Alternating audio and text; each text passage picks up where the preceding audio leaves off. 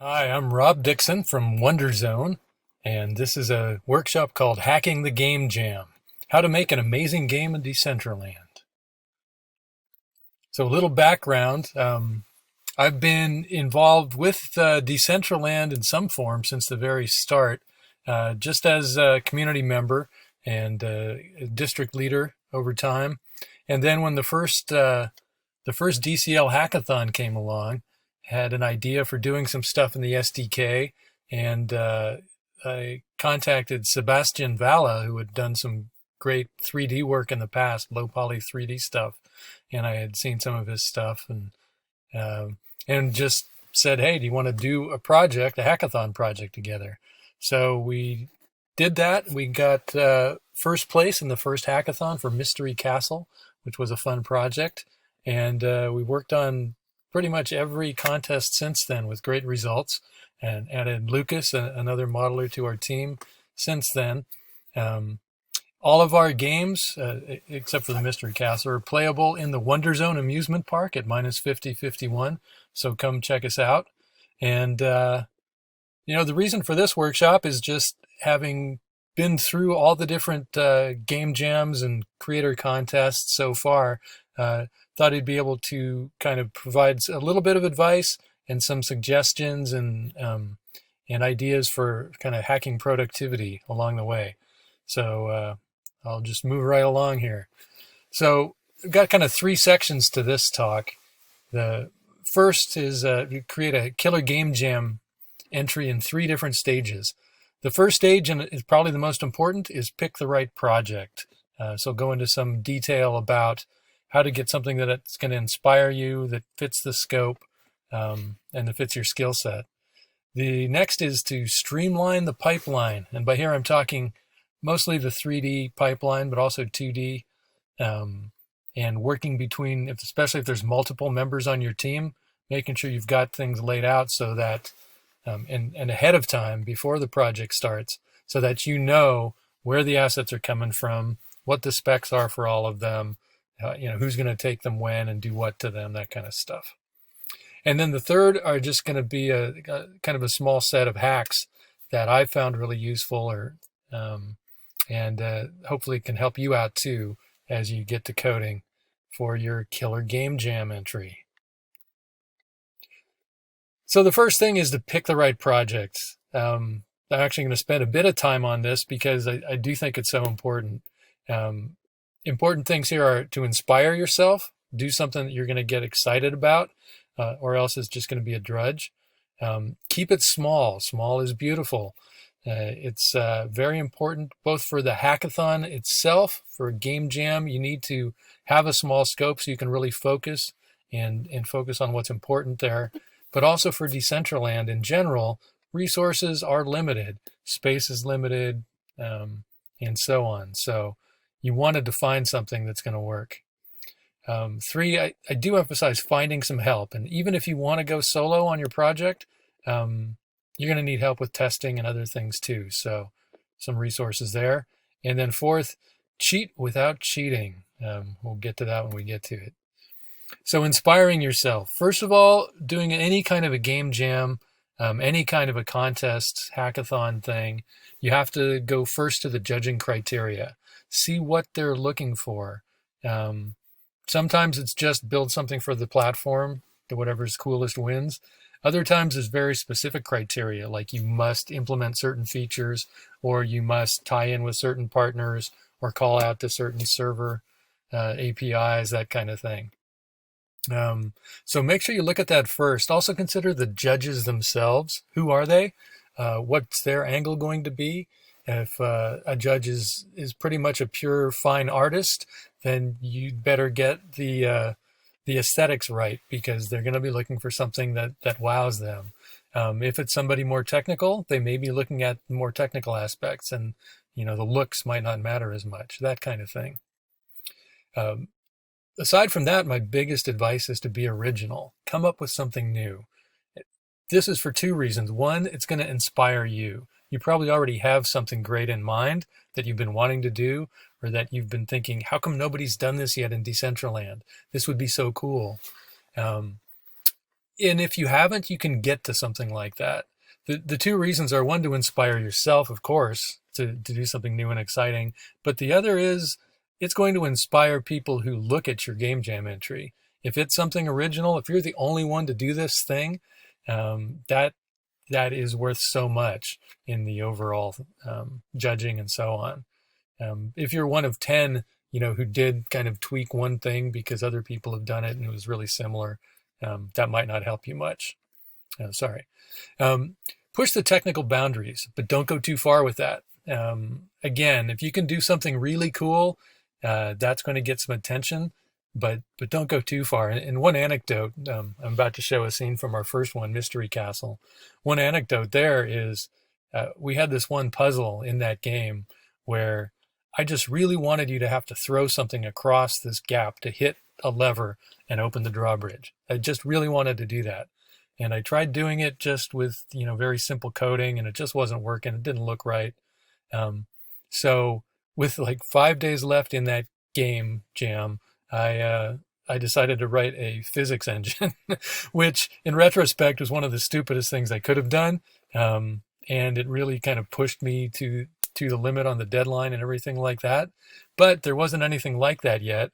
And just that one little thing kind of I think really helped with that game jam entry, because it was something different and no one had seen it yet. So it did push the technical boundaries. But, in retrospect, it was I should never have done that for that kind of a simple game. So in general, to get originality and to get something that inspires you, what's really worked for us is to kind of take a game idea that you love or an existing game you love and then rethink it, twist it for Decentraland. So there's a lot of unique things about Decentraland. Some aren't unique. Immersive 3D, we've all seen that. But it's kind of immersive in a different way. You can walk through it. You're walking through other people's stuff to get to your stuff, that kind of thing. So taking a standard 2D mobile game or something into this immersive 3D world can be really interesting and can change things around. Taking a solo game and then changing it for social, or even what I'm calling casually social, can also be very interesting. The difference between social and what I call casually social is social, you expect, okay, you've got 20 people here all playing the same thing at the same time. Or you've got a game that takes 2 players and you need the 2 players there at the same time to play. Casually social is more like, my friends are going to be here playing this game, but maybe not when I am. They might come an hour later. So what's interesting about that I could do? Could I leave them some info about, oh, hey, go over to this place because, like for one of our other games, this meteor just dropped over here. Get over there now. I don't have to be in the same place with them. I might actually even call them up outside of the game and say, get in there because you got to see this thing. So there's that kind of casually social aspect that could be really interesting for a lot of games. One thing I hinted at there is also, this is, instead of a dedicated game now, you're putting a game inside of a larger world. So how can that change it? How does the context of where you're putting this game change how you think of the game? So consider many of the games, some of the MetaZone guys have these cool games that can be dropped all over the place in these different metas that they call them. So how does that change things when you've got 5 of these different games out there? Is there something you could do there? Just taking it in context of a larger world means you don't have that little contained game world necessarily. You can, but it'll be more interesting if you can find a way to exploit the world around you. And finally, a lot of games, virtual goods. You get the treasure chest, you win some gold, you get the extra weapon, and you +1 it and upgrade it and that kind of stuff. Very fun. Everybody loves that. But the other ways to look at this are NFTs. So NFTs are the thing right now in Decentraland. Wearables, other NFTs, all of your CryptoKitties, your Ethereum that you can bring into the world. How could your game jam entry exploit some of that and make use of that? Could you say, oh, okay, this is basically, we're going to see what wearables you have and make a game around what you're wearing. That kind of stuff.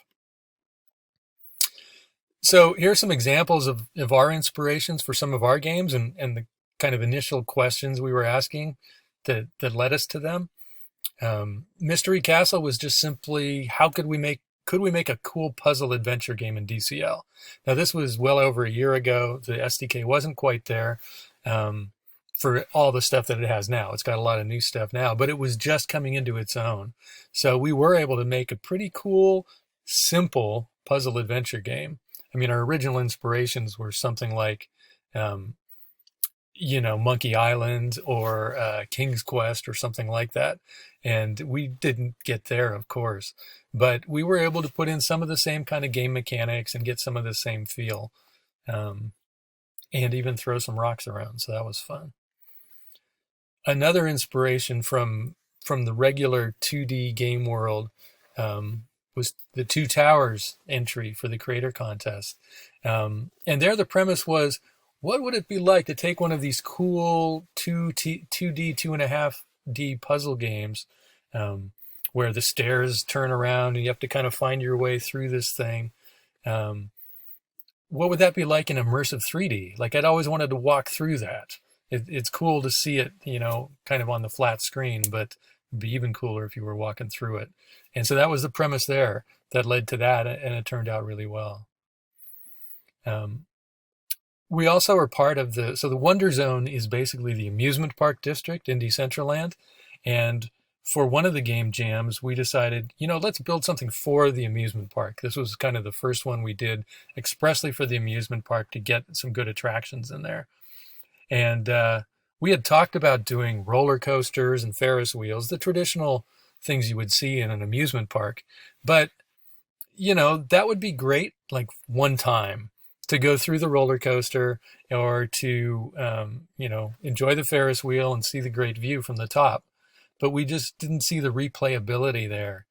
So we decided, well, let's still do a ride, but let's do one where you can throw stuff and knock stuff down and all that, and have a score and so on. So it became an interesting hybrid game, and I think placed third in that one.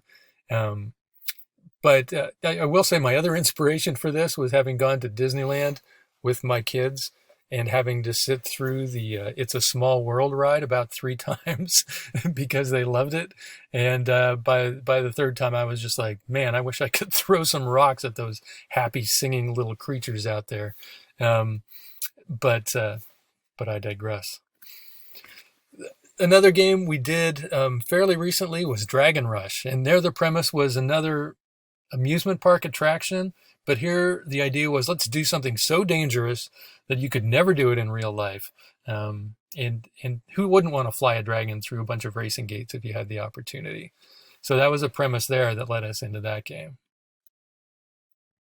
So with all of those, the idea is come up with something interesting and exciting, but you also need to then pare that down.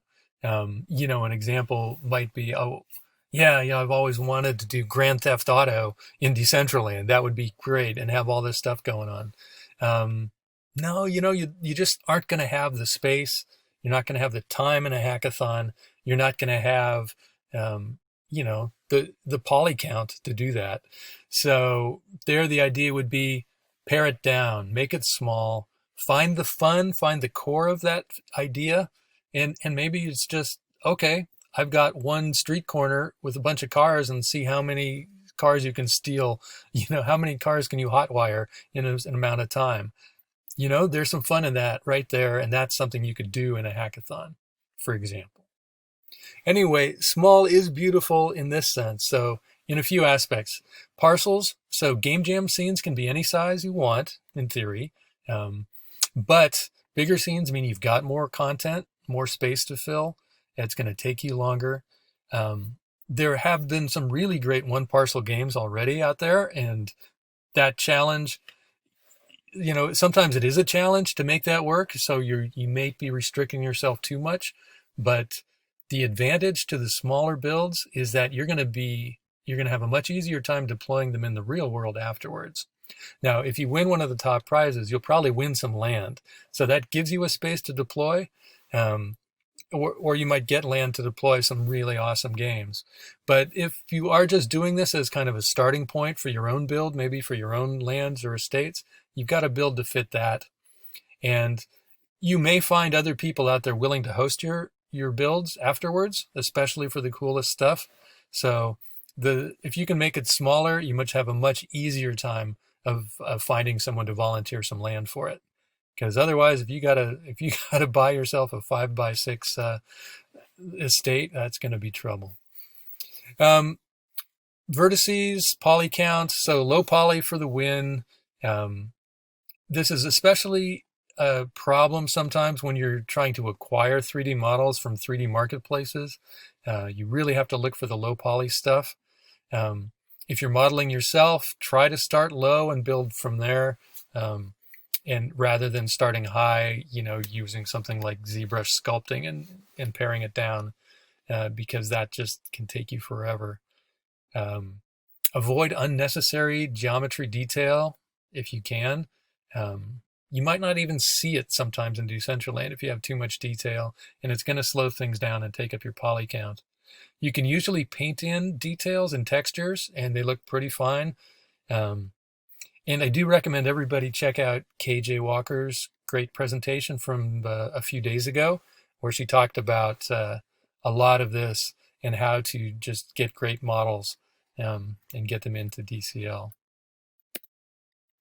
Textures are another, we talked about painting details into textures. Texture limits can be something you hit pretty easily. What we have learned to do is to pack multiple images into single textures as atlases, as it's called. And we're using this both for 3D plane kind of images and also for 2D images for the UI. So we have a technique of just kind of using the UVs to split up, say pack 16 images into one texture atlas and then split them up. And you can even apply them to 3D things like cubes and all the rest, but generally we're just using them for planes, for images and things. So it's a good technique if you start hitting texture limits. For a hackathon, you probably don't need to get there unless you really do start hitting limits. One thing with textures, make sure they load before your code uses them. We had in a recent alpha test of one of our games, we did have this problem. Some people who were on lower end browsers or just having a lot of stuff loading or going on, the UI was trying to pop up before the textures were fully loaded, and it did not look nice. Performance is also going to be an issue sometimes. So if you're trying to do something that's going to be processing intensive, the aforementioned physics engine that we did is the case in point. This code isn't going to run as fast. The code you're writing in a Decentraland scene is not going to run as fast as it would in a dedicated game, as if you're doing a Unity game or a Unreal game direct. You've got a few reasons. One is you're inside a browser. So not only is it other things going on in the Decentraland world around you, but it's everything else that your player is running in the browser. They might be streaming something on YouTube at the same time that they are playing in Decentraland. So you're just not getting all of their machine resources on this stuff. And then in Decentraland alone, neighboring scenes can be processor hogs. They can take up a lot of time, especially during loading and animating. So you need to take that into account. Don't try to be too ambitious with what your code's going to be accomplishing. Too much code in the game loop, and we'll talk about the game loop in a little bit, can really hurt the experience too. So try to code lean and mean in that game loop, which is a tick every about 30 times a second. Anything that you do there that's unnecessary is going to slow your game way down. The other thing I talked about picking the right project is also who are you working with? If it's just you, you're going to have a smaller project. If you can partner with somebody who fills your skill gaps, in my case, I know my strength is in the coding side, game design and coding, which is why I went out to, and talked with modelers about, hey, could you guys help on a project? Let's work on this together. And, so I went looking for talented artists who could use some help on the coding side. And we got a lot more done than either one of us would have done alone. Consider as well, even if you do want to go the solo route, the testing and tweaking and all that are going to take a lot of time too. So it's not just the building. So even if you're on this solo, try to find people to help out and say, hey, I'll test out your game, you test out mine, I'll give you feedback, that kind of thing. Reach out on Discord as well. There are tons of helpful people there. It's a fantastic community, and definitely take advantage of it. If you're brand new to the community, just pop in there and you'll get a lot of responses. And the next bit is, I call it cheat without cheating. So this is a hackathon, and in theory, you're supposed to start on a certain day and finish on a certain day. So when I'm saying cheating, I don't mean start your game jam entry early. Don't be that person, and I've seen this person who's posting in Discord the day before the hackathon saying, I'm almost done, the day before the hackathon even starts.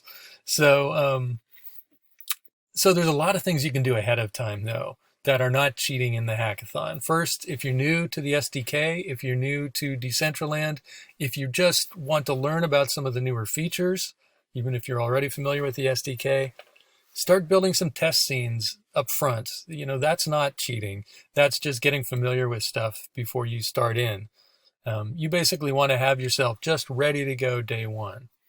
As you go through test scenes, tutorials, all the rest, build up your own library. Say, that is really going to be useful. Those utils that Nico put up there, I'm got those right here. I've got those listed. I'm ready to use them. I know what I'm going to use them for in my thing.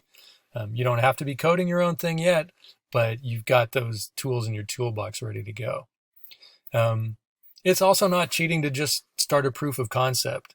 If I were doing that car stealing game that I mentioned before, yeah, you know what? I might test out a car. I might see how am I going to think about these doors opening and closing and that kinds of stuff. You don't want to get too close to your actual thing, but maybe something just to say, is that even going to be fun? Should I even work on that project? So like an early proof of concept.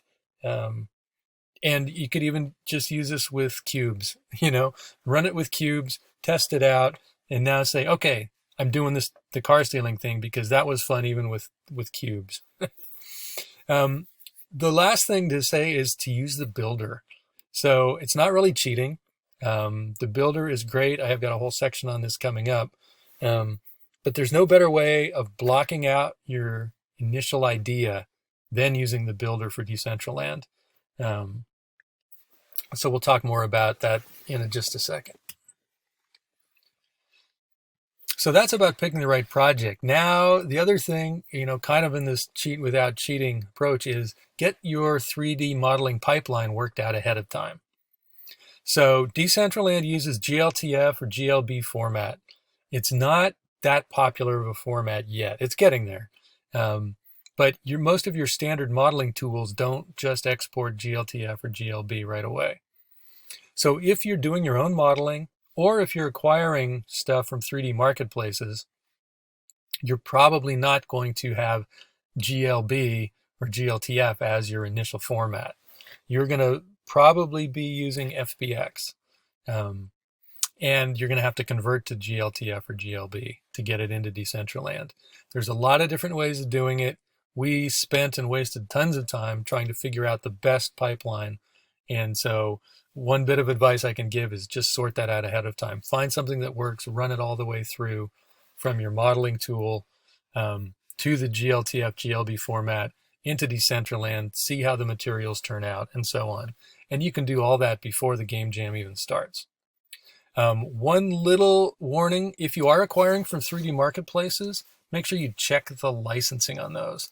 Again, for a game jam entry, it's not going to matter too much, but for Turbo Squid, for example, extended use is not a normal license for them. You have to pay extra. And even sometimes 3D MMOs are not included in the license at all. Like you can't even get it for some of those models. So have a look at that. It's not going to matter unless you're going to go live with your thing, and probably unless you're going to go live and try to, have people spend money on it. But just something to be aware of. So we've settled on one pipeline that's working for us. I know most people are using Blender. We tend to use Maya because that's what we all know. And then we found the game exporter out of Maya is the best way to go, especially if you need named animation clips. It's pretty easy to set up in Maya and export that way into an FBX. There are different ways of converting FBX to GLTF or GLB. We have ended up, I know I have, our modeling, Sebastian and Lucas sometimes use different ones, but I use FBX to GLTF. It's a utility created by Facebook, of all people. It's just worked really well. It handles named animation clips, which is unusual for many converters to handle. And that's the main reason I use it. But I haven't had any trouble with it in over a year, probably.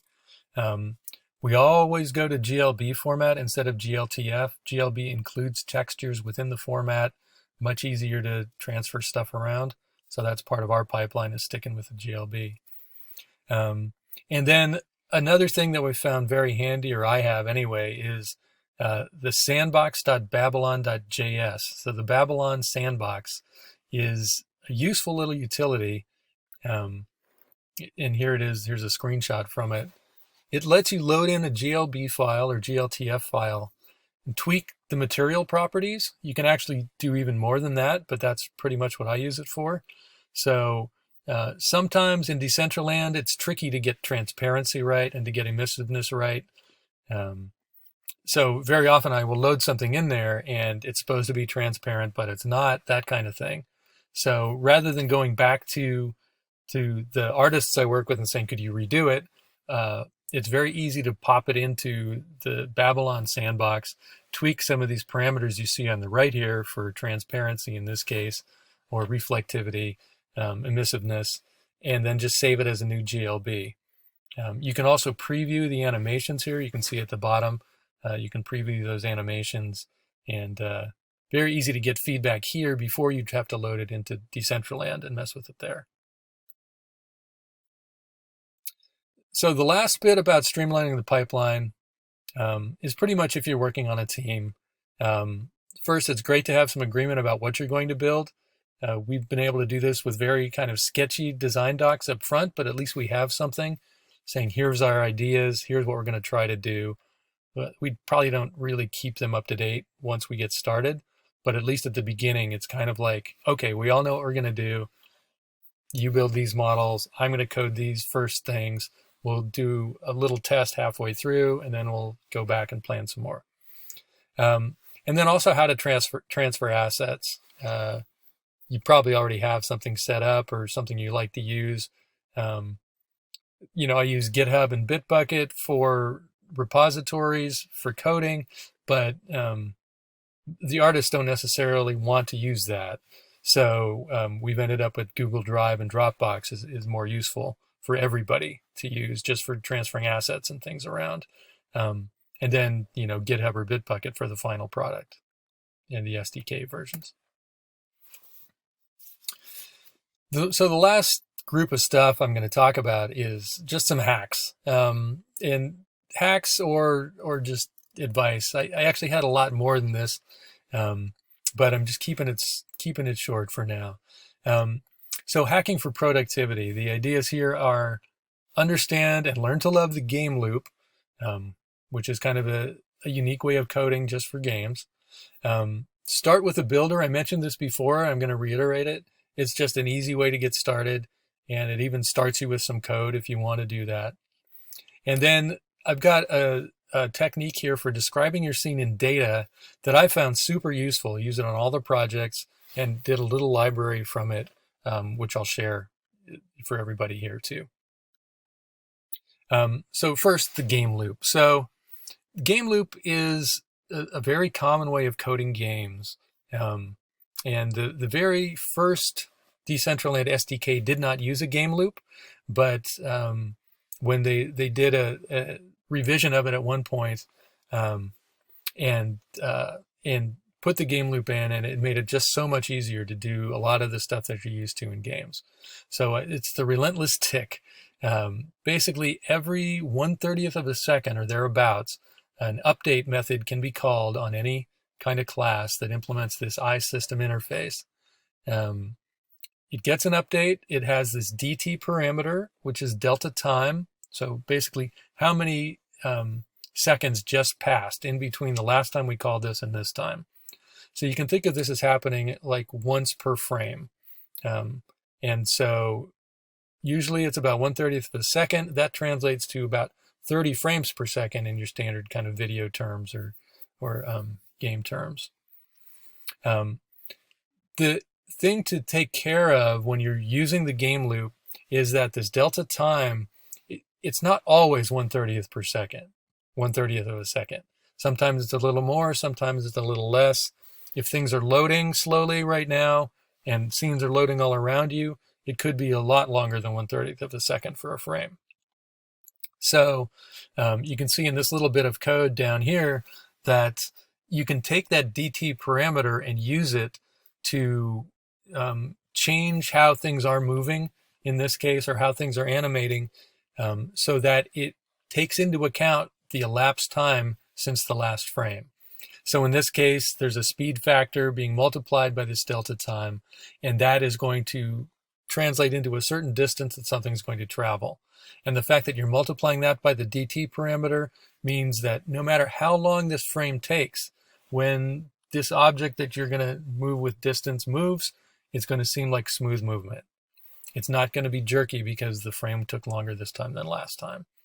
So it's important to use that DT parameter when you can. What I often do, and this is just a simple hack, is you'll see many of the code examples, this iSystem interface is implemented 3 or 4 times in different classes throughout a game project. And that's fine, and there's actually some good reasons for doing it that way sometimes too, especially when just a few objects need to have this tick going on constantly, the game loop.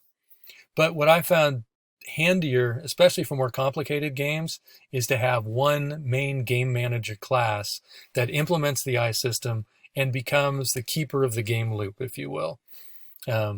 So the code here is just an example of creating a kind of a singleton instance of a class called Game Manager, adding it to the engine as a system, and then from that point forward, it's going to be pretty much the only one getting the update tick in the whole, the only class getting the update tick in your whole game.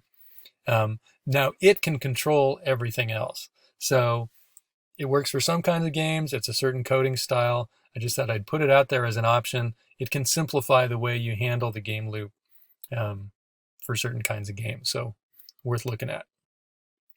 The next thing I wanted to talk about, the next kind of hack, if you will, is start with a builder, even if you're just a pure coder, and maybe even more so if you're a pure coding guy or coding person, is start with a builder, because there's no easier way right now to block out a Decentraland scene.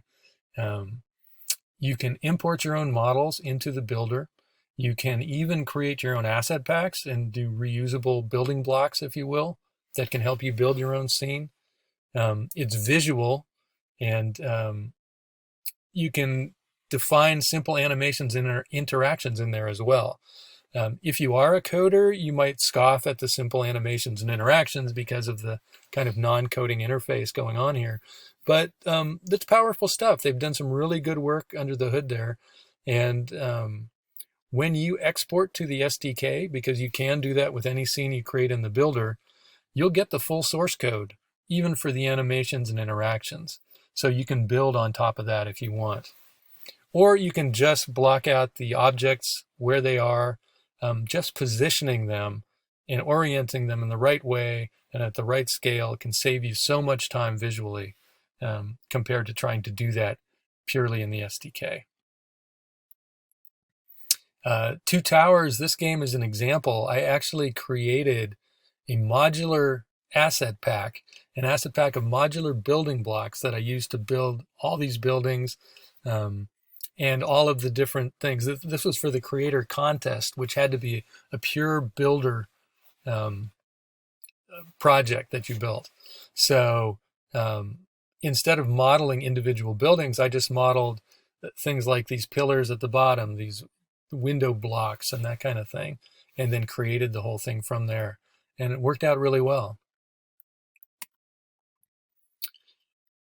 So the builder gets you can export, and it gets you some generated source code that's going to load in all your models that you had in that builder scene, position them just as you had them, etc.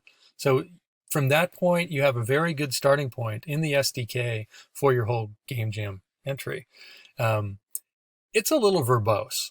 So here's an example just of like two objects being placed on the right-hand side that's generated from that builder export. Um, so if you have a complex scene, it can take a lot of code. That can be a lot of stuff going on. And now that you get that into the SDK, the more code you have, the more maintenance work it is, the more complicated it is.